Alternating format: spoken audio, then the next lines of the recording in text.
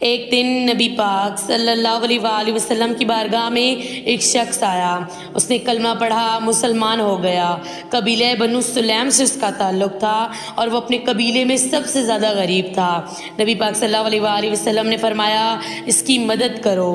حضرت سعد بن عمادہ رضی اللہ تعالیٰ عنہ نے اس کو اپنی اونٹنی دے دی اور حضرت علی رضی اللہ تعالیٰ عنہ نے اپنے سر سے نیا امامہ اتار کر اس شخص کو دے دیا۔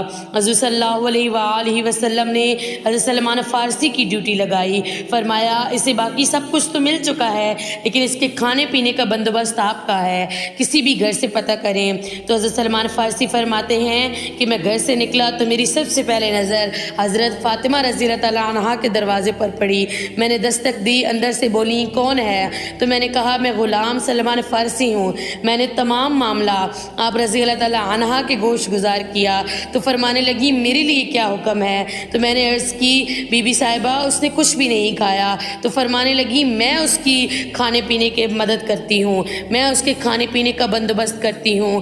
بی بی صاحبہ نے کمبل اپنا نیا کھدر کا خوشبودار کمبل مجھے دیا اور فرمانے لگی کہ ہمارے گھر سے 2-3 گھر چھوڑ کے ایک یہودی رہتا ہے، اس کا نام شمون ہے، تم جاؤ اور وہ اس طرح کی چیزیں گروی رکھ کے سامان دے دیتا ہے، یہ کمبل اس کے پاس گروی رکھواؤ اور جو کچھ بھی وہ دے وہ جلدی لے کے آؤ تاکہ میں اس شخص کے کھانے پینے کا بندوبست کروں۔ کہتے ہیں کہ اپنے بچوں نے 3 دن سے کچھ بھی نہیں کھایا تھا، لیکن کہتے ہیں کہ میں کمبل لے کے شمون یہودی کے پاس گیا تو وہ کمبل دیکھ کر فرمانے لگا کہ یہ کس کا کمبل ہے؟ تو میں نے کہا یہ بی بی پاک کا کمبل ہے، حضرت علی رضی اللہ تعالیٰ عنہ کے گھر سے آیا ہے، یہ اس لیے آیا ہے کہ تم اسی کو گروی رکھ لو اور مہمان کے لیے کچھ کھانے کو دے دو۔ حضور صلی اللہ علیہ وآلہ وسلم کے پاس ایک شخص آیا ہے، اس نے کلمہ پڑھا ہے، مسلمان ہوا ہے، وہ بہت غریب ہے۔